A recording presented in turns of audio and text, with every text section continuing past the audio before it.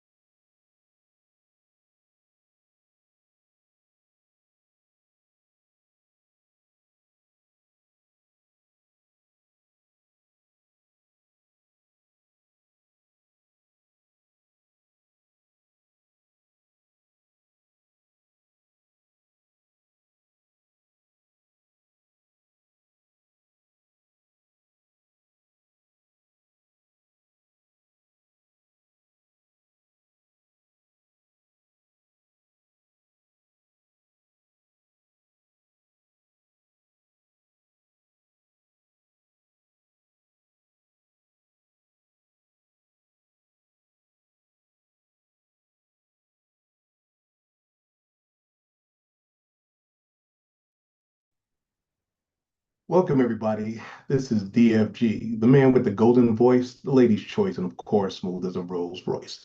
I'm coming to you live from the 571, where I'm having fun and I'm getting things done. Today, we're going to talk about different topics. Next week, Chocolate Pearl's going to take the helm and do a presentation for y'all. Y'all enjoyed it the last time, so we can do this again. Um, First thing I want to talk about is, and this is dealing with some people in the room, but it's on my organization, so I'm having an issue with it. But if I don't talk about it, it won't get talked about enough. What you see here is a mugshot of a Secret Service agent, guy's active duty Secret Service, and what he did was went to the University of Miami. He had participated in a non-sanctioned hazing issue with Kappa Alpha Psi, which is my organization, as you can see. So we've had a no hazing policy since 1993. I think all of the Divine Nine at the time did that to to cut the knees off of lawsuits, because people would go ahead and do stuff. They ain't got no money. They don't have anything to worry. They don't care about the organization really. So they would do things not to teach, not to educate, not to orient orient the people or to practice brother and sisterhood.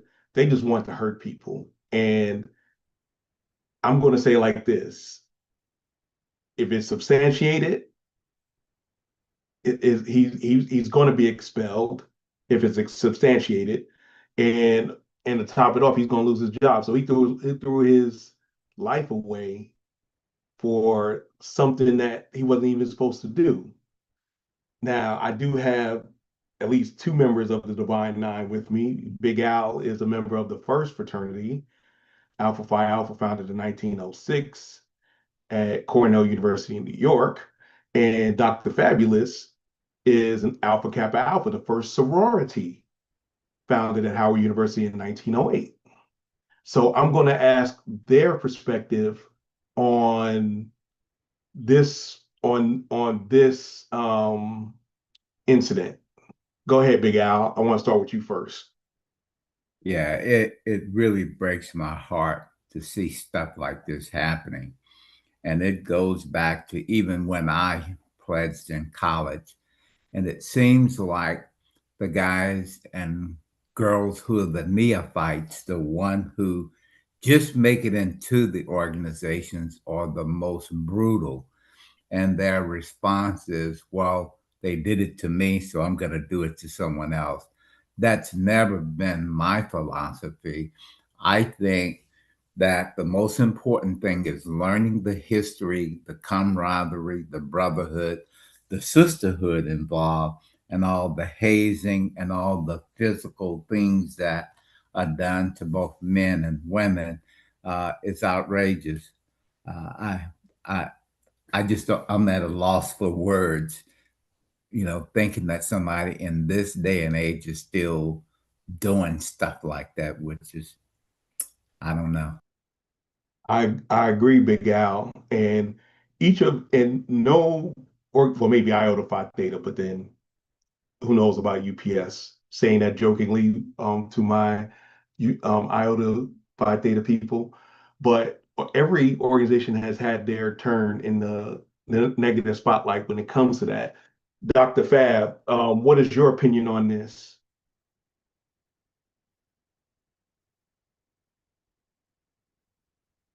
I guess she's not back yet. Um, let's see, Chocolate Pearl, are you there?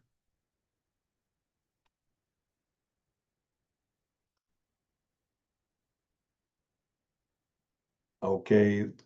Well, I got Apple with me. I know Apple, you have limited um you have limited dealings with what's going on. So what do you think looking from the outside in? I never understood the violent part of hazing. Like I've never understood that. Um, because you couldn't form a bond without.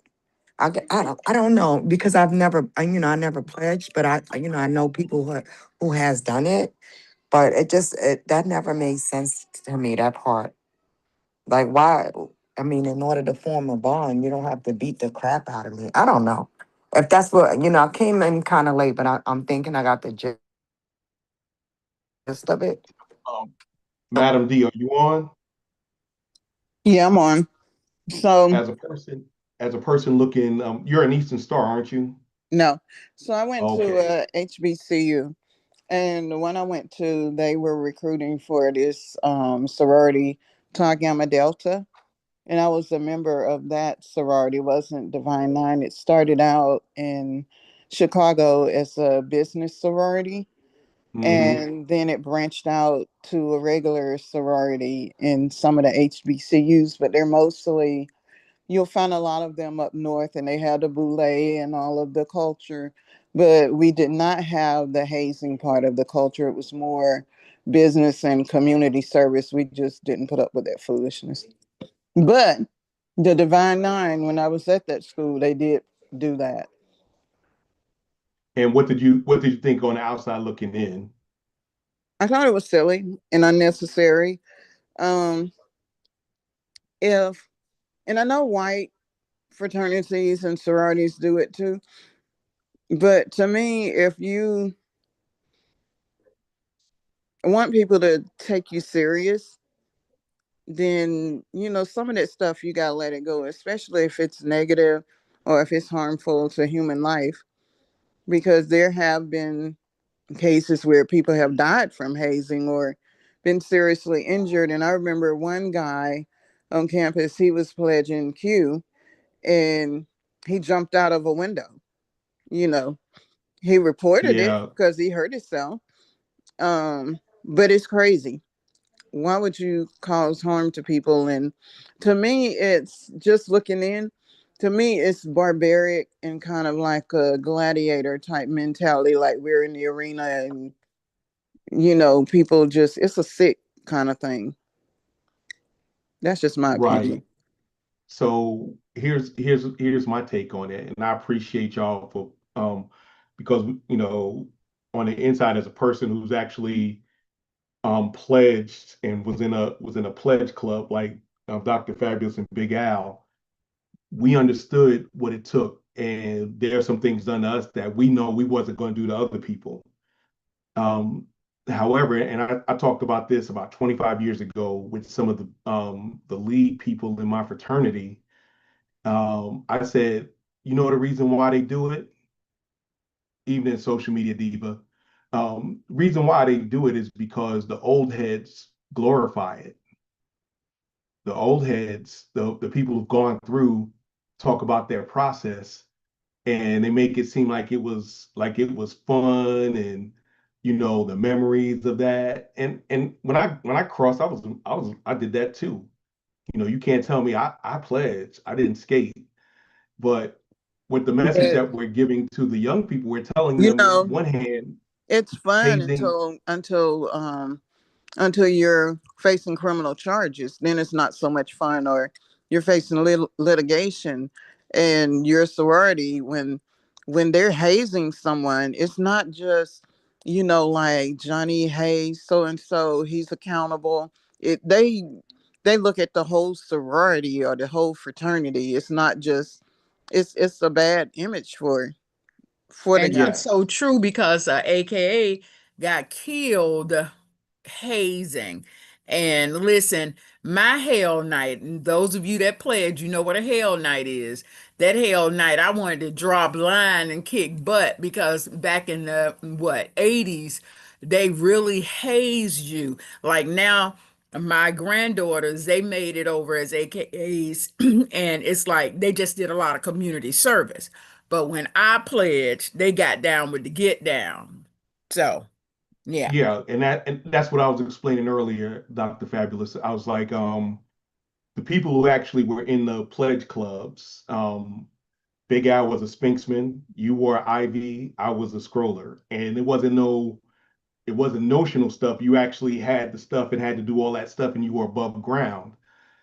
Well, um, when we go to homecomings and we see the younger people, a lot of us are unaware how powerful our words are, and we say, "Yeah, you remember when we did this and we did that," and make it sound like.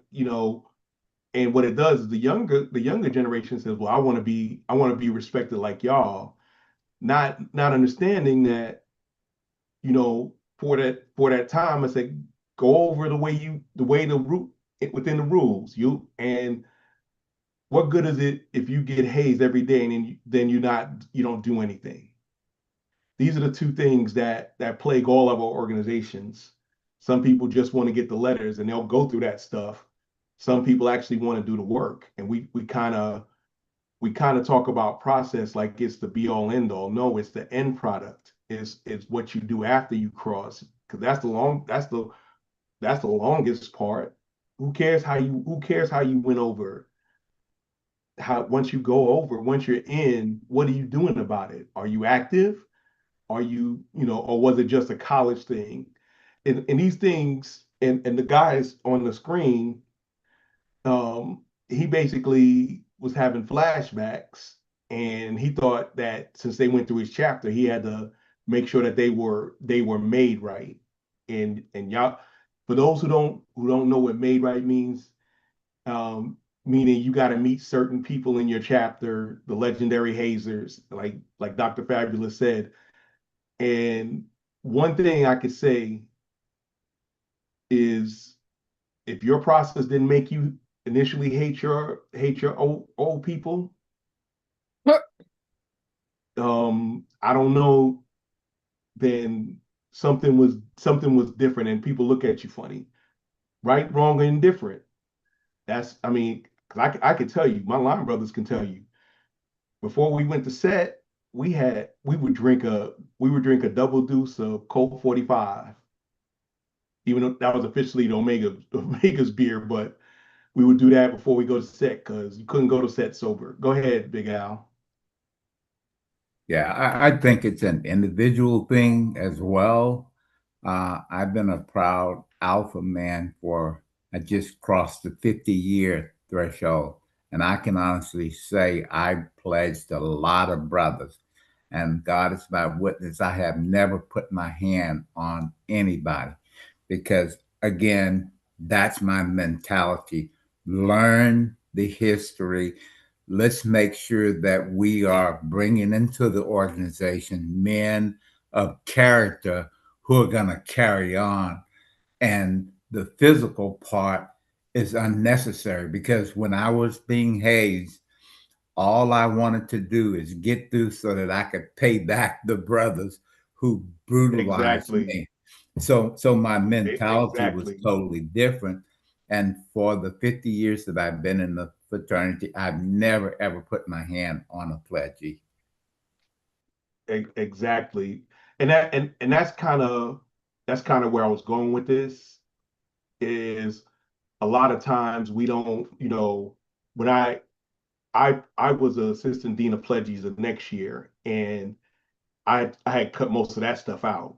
Now, did it happen? Yeah, it happened, but I wasn't around. But when I saw it, because I'm like, I'm not going to jail for you guys. I don't care. I love you, but I ain't going to jail for you guys. And and to this day, all my neos still they call me. They understood that because my thing was, and like you said, Al, I'm going on 40 years, and you don't have to. I want to make them like me, but they don't have to be made like me, if that makes sense. So, if you're decent within your organization, you're going to do what's right for your organization, and that's and it has really no place in today's society, especially for us melanated folks. Colleges are talking about getting rid of fraternities and sororities, period. And one thing people don't realize is that the organization is there at the pleasure of the institution, not the other way around. So even though and no, even though an organization may bring hundreds of thousands, millions of dollars to the campus, they're still there at the pleasure of the organization of the institution. And a lot of people don't realize that. So overall, I know it's my fraternity this time in the spotlight, but I am unequivocally against any type of hazing, any type of physical hazing. I used to do mental hazing. That's a whole different story, but I don't do that no more. I just teach because I want them to see the example I set is the example I want them to follow. If I hit somebody upside the head, how can I call them brother? Especially when they ain't do nothing against me. And that's just me. That's just me. Dabs, did you deal with any fraternities when you were in college? I did not, but one of my good friends, Vince, the guy that was at the wedding, he was actually in a fraternity. He was trying to get me to join, but I refused. What fraternity was that? I can't remember which ones he's in, but The color. What's the color? I don't even remember that either. He doesn't really talk about it like I know a lot of fraternity brothers do. He kind of was his thing in college, and it's just kind of I think he kind of left it alone. I don't hear him talk about it much, so I don't remember the colors. I think he was maroon. I want to say, So he might have been my fraternity brother then. yeah, he was Uh, at the UW. I think he was maroon. Yeah, I think it was alpha. no, alphas are black and gold. Yeah. So yeah, Cap, but cap, yeah, But cap. you know what, Dr. Feelgood? And now I can truly attest to this once you make it over, because I know we had to salute our big sisters and all of that good stuff, meet at the oak tree and this, that, and the other. And I said, "Oh, honey, when I become a big sister, I'm gonna make them rap to me every time they see me." And so I think is that once you make it over, you say, "I've gone through all of this." Somebody gonna have to, show me respect.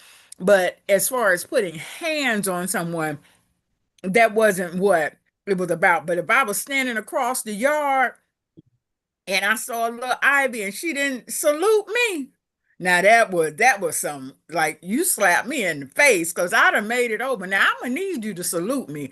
I may not hit you, I may not cut you, but you gonna salute me every time. And let me give you my rap, DFG. Every time they saw me, they had to say, "Good morning, big sister Snow White." And I say, "And why do you call me that?" And they would say, "Because you sent chills up and down my spine." Now, that was some real stupidness, but that was Oh what they no, had to say to me. I don't care how many times they saw me on the yard, they would you have to know, salute me with that rap. you So, know what, that was just what mine something. was, Doc? What was yours? Mine, mine was the Freddy Krueger song. So they had to sing the Freddy Krueger song and then say, "Greetings, Big Brother D Light, who treats Mm. the ladies right and is out Oh, of well. sight and dynamite. What can I do for you, sir?" I'm telling you. And that was the fun part. But regardless of how they hazed us, it made us closer as sisters. It was 15 on my line. And the girl that was in back of me, she dropped right before Hell Night because of something that took place. And so that made me bring up the end of the line. And I hated that because some of the stuff you had to do by being the last person on the line.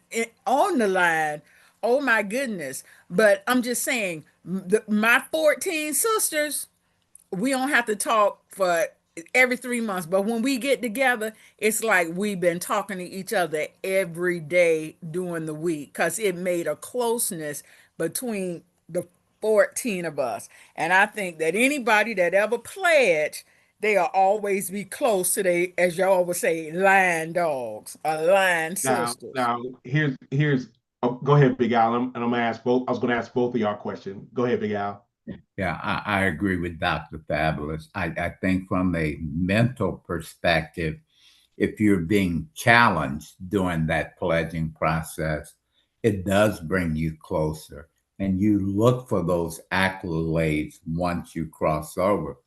And as I'm sitting here thinking, this is a systemic problem, not only in fraternities and sororities, because I'm in three different houses of the Masonic organization. And in each of those houses, as I progressed as a Mason, we went through hazing as well. So I'm all for the mental, the psychological piece of the hazing, but not the physical. Okay, and and that's the thing. So, and I'm gonna answer my own question, but I'm gonna ask both of y'all a question. Would you want your children or grandchildren to go through the same process you went through? I'm gonna be first. I say, hell no, I wouldn't go through my process again. If they ask me again at my old age, I'm like, no, no. What about you, Doc?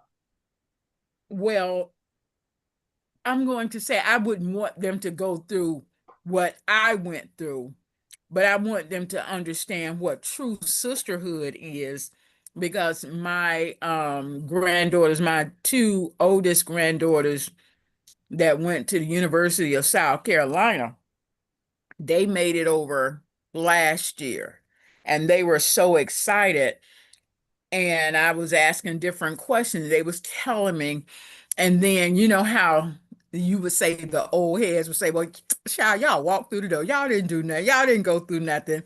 But that's because of how we were pledged. But I feel like every person should, if you never experience, and I tell this to my grandkids all the time, going to a HBCU, living on campus is the best experience I can say I ever had my entire life because it made me closer to all my people that was there.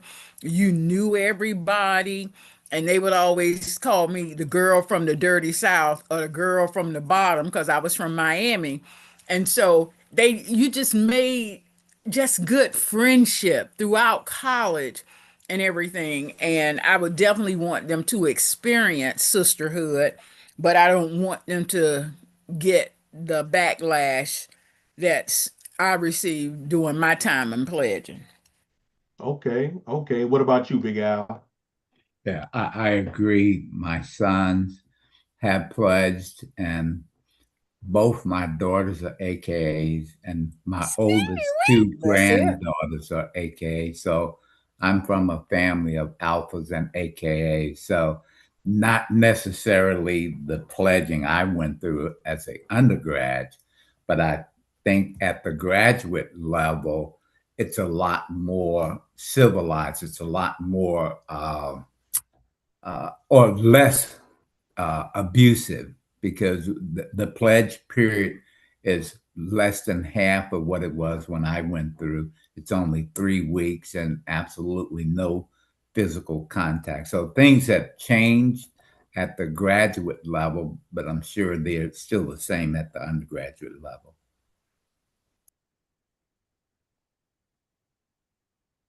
That's, and that's kind of, I think that's kind of how most of us that been in organizations for a while have been.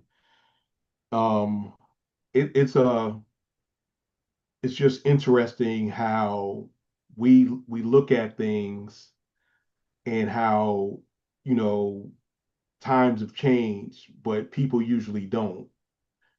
And I'm not gonna, like I said, I wouldn't want to go through my experience again, but I wouldn't, I wouldn't, I would tell my sons to not go through something that will cause them extra pain. And of course, with your line brothers and line sisters, you're gonna, it's supposed to bring you closer, but you ain't gotta put your hands on nobody to make them feel closer, because then you're still looking at them like you still be looking at. I got my line brothers still looking at some of the old heads, um, kind of halfway cocked, and we've been, like I said, we going on 40 years. So that, I don't ever want somebody to look at me like that. 30 years later, talk about, man, Brother Golden did me dirty. I remember when I pledged and he got me like, no, that ain't gonna happen. And Dad said he was an alpha. So, um, And I think it's totally different now I got my because when we pledged, all the neophytes came together as a whole, the girls, the guys that was online and everything. And when they say it's a board meeting, we had to stay there and wipe the sweat off our little brothers and all the craziness. But I don't even think they allow the sororities and the fraternities to meet up now, because I went to the University of Miami. I never knew the girls was online until they made it over. But when I was pledging, we had to meet at the oak tree every morning at Clark Atlanta University. If you didn't meet there, it was some serious issues, so it's totally different now. And yeah, when one of the lines got in trouble, they pledged the girls underground. And now those girls that pledged underground, they can't be found in the system in at headquarters. So, a lot of because stuff go on. yeah, that happens a lot too. We call those renegades. They Oh, get all the information, but they're not legal. They're not Jan. legal on our side. They don't get no card. They yeah. don't get it. They don't get the rest of that stuff. Hey, DFG, Yes, sir. sent them the link. He might be trying to get in. Um, oh, your buddy. Yeah.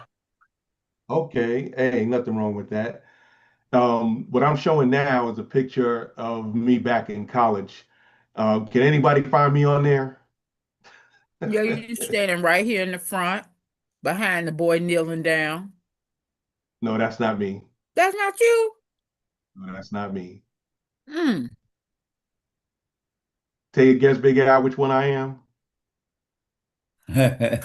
I would have picked the same one, with the tie, with your hands in front of you, behind the guy kneeling on the Yeah, that's what left I side thought. as you're looking at the picture. But No, I, What actually, that's uh, that's my pro fight. what about the That's second my one in the back, kind of okay, to the middle okay. with the dark with the white shirt, black tie? That's me. Yes, you got it. You got it, Madam D. which You one got it. again? Hold on, let me bring this one right here. Wow. Okay, never would have thought. Yeah. Yeah.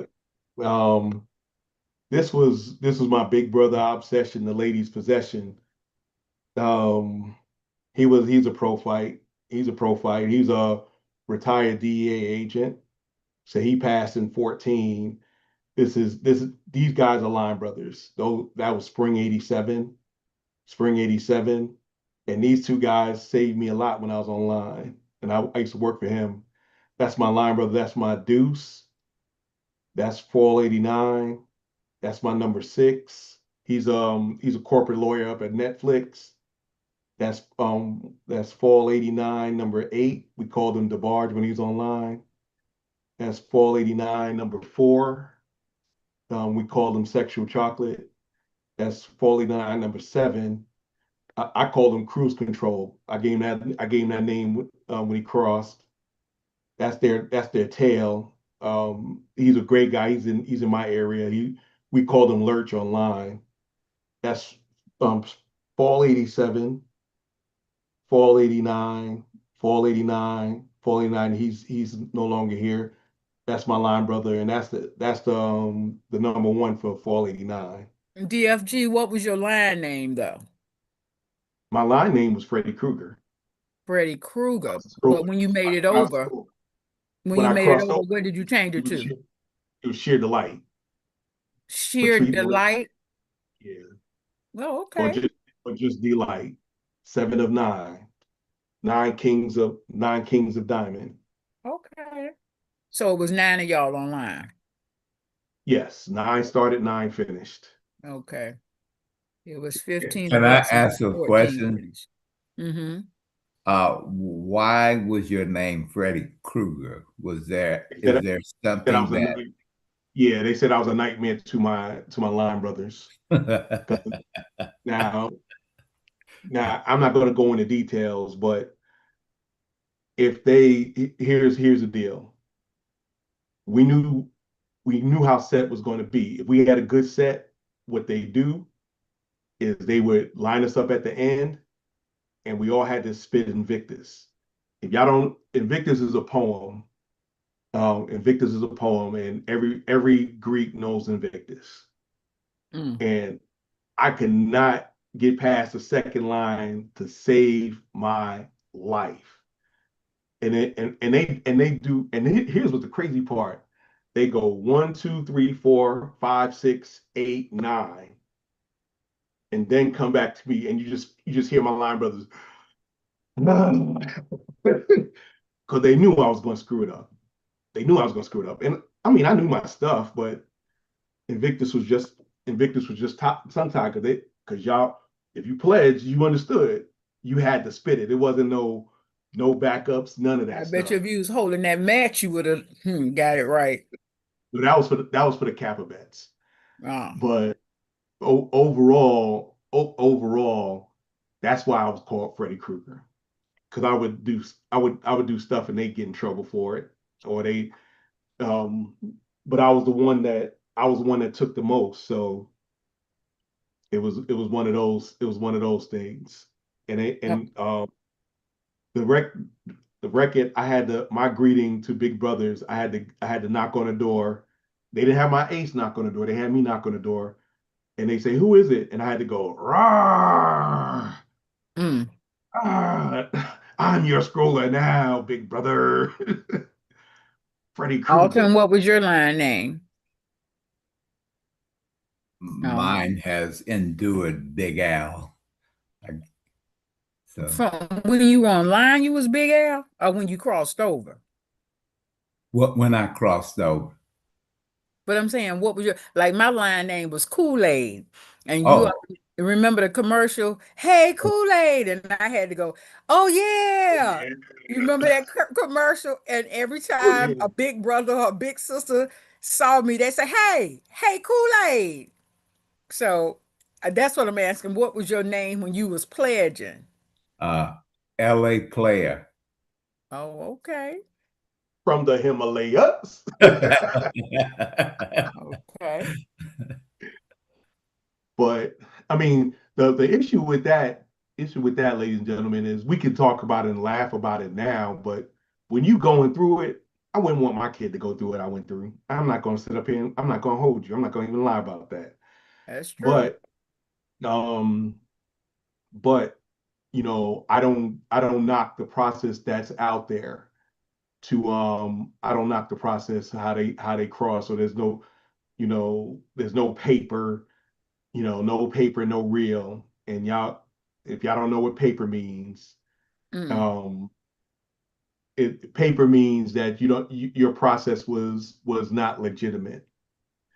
It was big back when we pledged, but now it's something different. To me, paper is if you don't know what the hell you talking about. If you don't know about the history, you don't know why the way we do the things we do.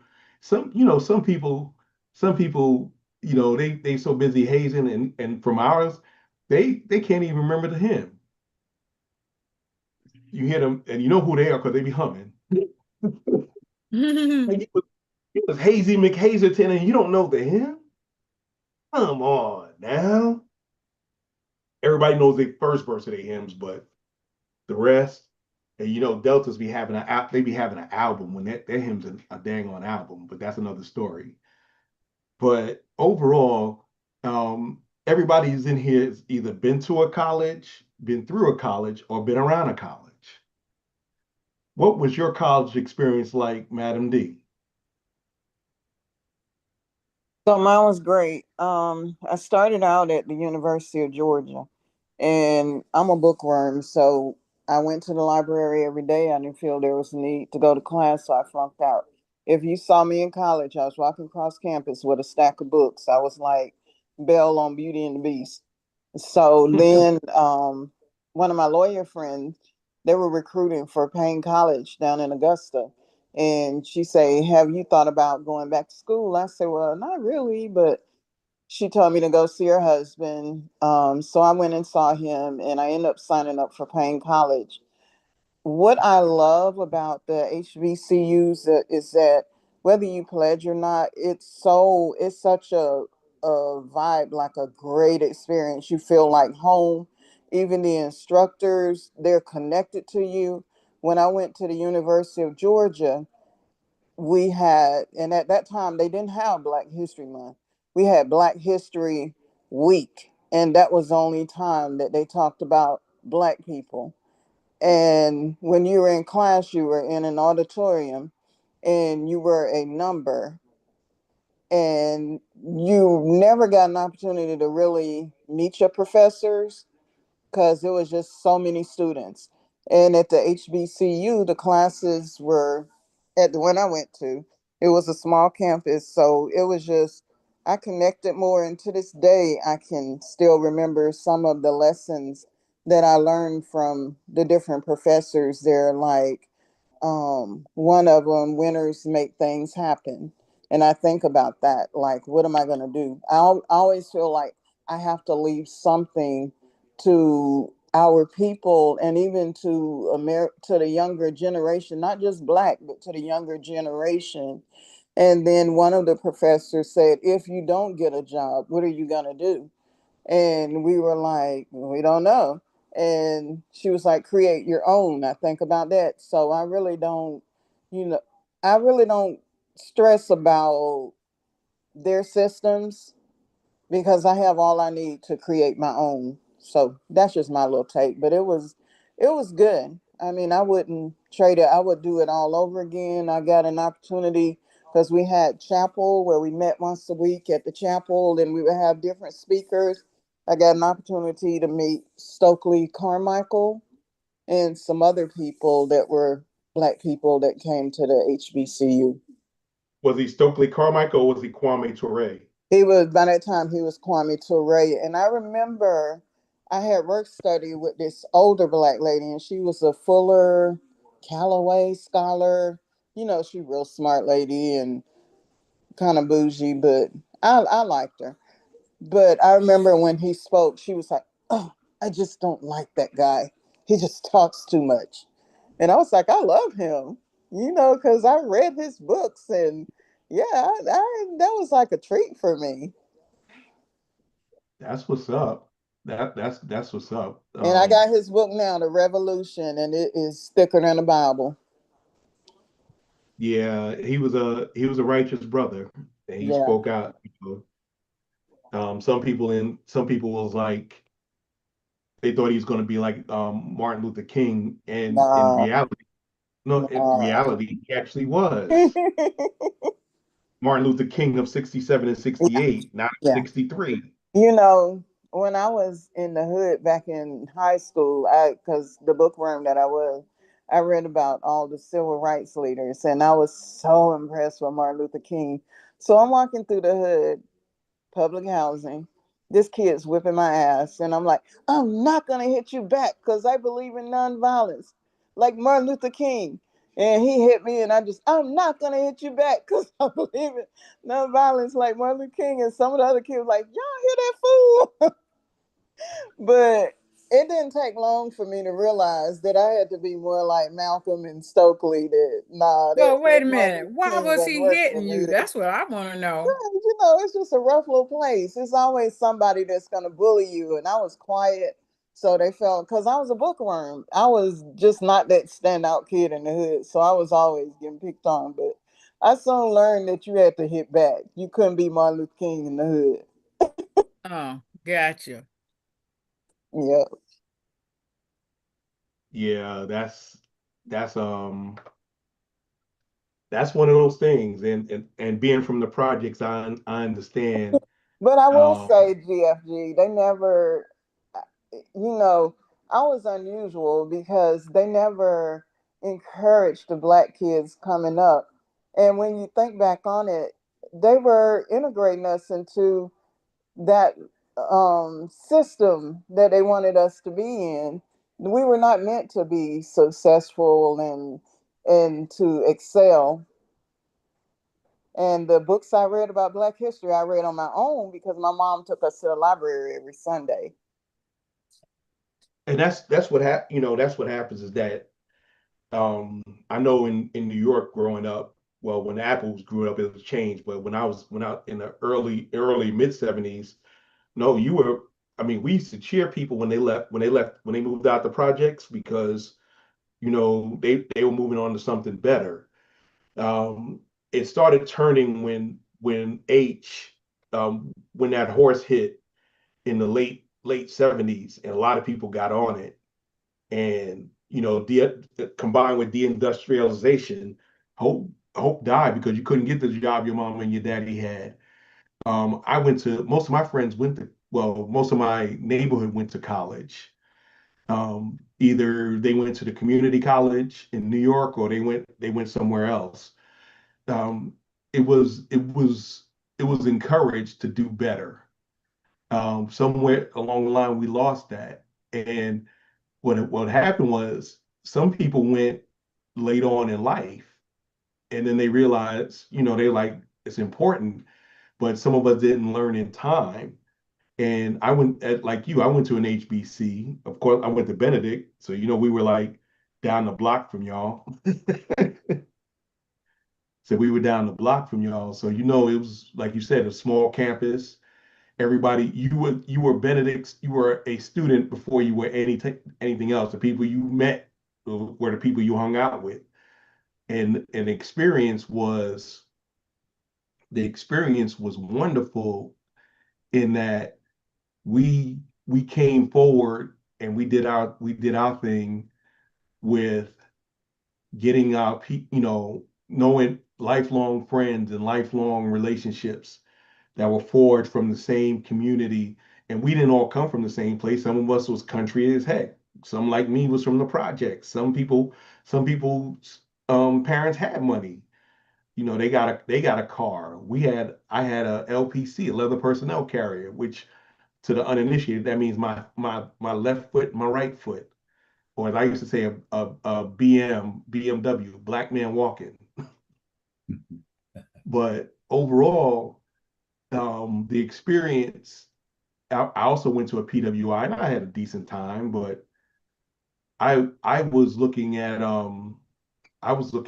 how the experience changed me and made me more aware of my community. Not everybody was hustling, and not everybody was hood.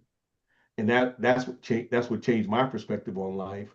Um, said Apple, I know you and you said you were supposed to go to Benedict, but you wound up hanging out upstate New York. What was your experience with the college people?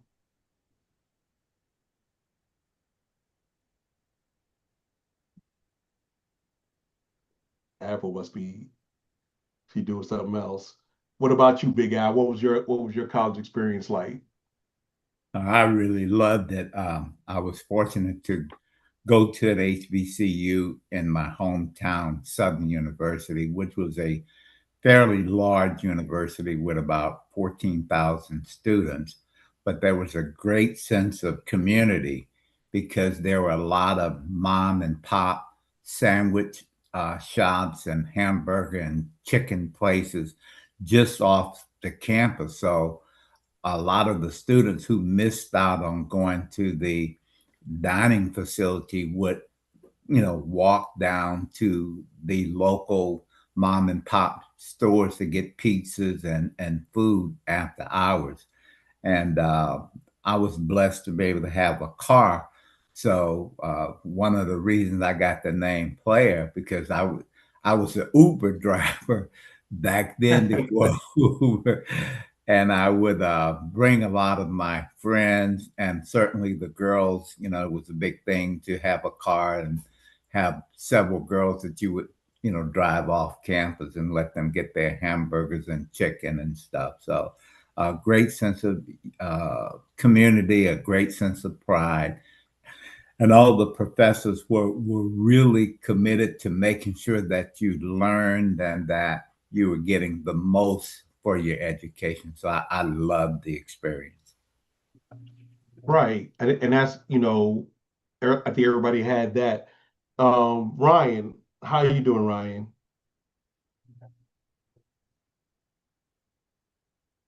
Are you there, Ryan? Social media. What was your college experience like? Um, I went to a military college. It was nice. It was really nice. At first, I'm not gonna lie, I did want to just party and be like the other party people, but it was nice. I did learn, and I got my associate's degree. Period. So did it give you any life lessons?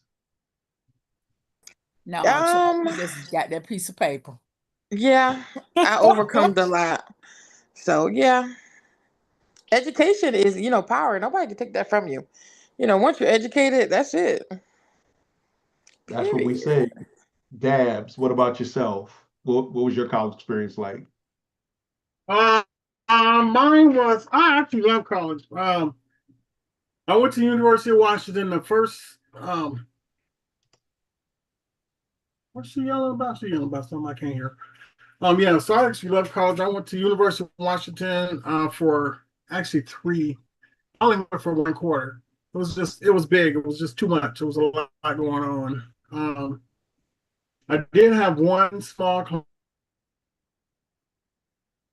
classes history class. You're coming in broken and choppy. I was listening to turn one. Can you hear me? You coming in broken and choppy. Hello? You're coming in broken and choppy. We heard you, but you kept coming in and out. Could you repeat what you said? I said, yeah, I went to at the University of Washington. It was a lot of people, so I wasn't there long. I was there 1 quarter. One of the classes, I was in Black History class, and there was like 600 people in the class, and I was in another class with about 600 people. At the Black History class, it was split up into like 3 different little rooms. So we had to listen to professor talking from. If you didn't get there early enough, you were in the third room trying to hear and see what's going on. So it was pretty crazy. So I left there and I went to broadcasting school, and I really enjoyed that. I learned a lot doing broadcasting. Got my broadcast license and stuff. So Oh, so that's why you DJ. Yeah. Well, I was DJing before that, and that kind of sent me there because I actually, before I went to college, I was working at a radio station. I was a nighttime attendant at a radio station in Bremerton, KBRO, KBRO. Yeah, I was a nighttime attendant, so I kind of made sure things gone, and I had recorded a couple commercials and stuff, but other than that, so then I went to broadcasting school. My thought was to go into broadcasting and and DJ and all that. So it all kind of rolled in together. It all made sense at the time. But you're in college and you're doing one thing and you roll to something else, and then I end up getting out of broadcasting, moving back, and then start working for school. So, but yeah, I enjoyed college. That sounds like a winner. But that's what's up though. A lot of people don't understand, there's some people, not everybody can go to college. We all understand that. And not everybody's made for college, but everybody should experience something positive that helps mold them into becoming a productive member of society, or be able to do what we do as far as getting into um, you know, doing well in life overall. But on that note, I'm going to cut the show a little bit early today. I appreciate everybody who's come on and everybody who's here, and I'm glad that we were able to talk about this because, like I said, it's something that's dealing with not only our community, it's just overall. But before I go, Apple, you got anything to say before we leave?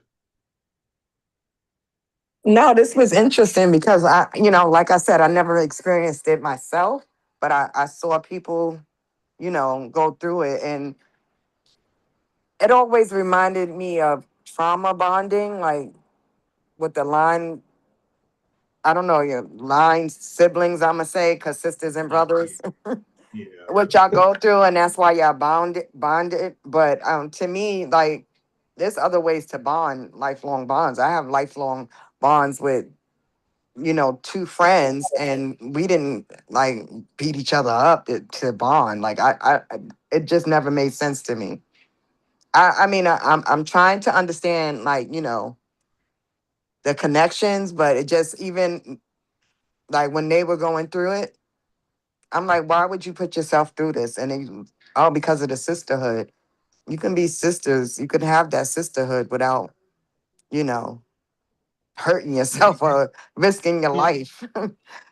But yeah, but when it was interesting, and just to hear it from a different perspective, because outside looking in, it doesn't make sense. But for you people that experienced it, 40, 50 years ago, it was probably different. I don't know. It was interesting to hear, to listen to. yeah, no, that's what it's about though. Just is indifferent, right, wrong, indifferent. We all have the ways what we're doing, and you know, you're right. It shouldn't be about that, but it happens. We do our thing, and I want y'all to understand that what happened 20, 30, 40 years ago is not okay today. And I want y'all to understand that, it's not worth it's not worth your career or your life. If you feel the need to want put hands on somebody, get in the boxing ring. Go do MMA. Where the person can hit you back. That'll cure you real, real quick.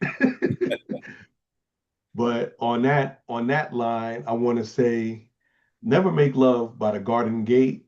Though love is blind, the neighbors ain't. Thank you for attending.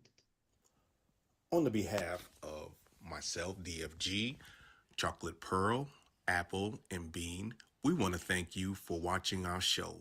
Please come back, like, share, and subscribe. Peace.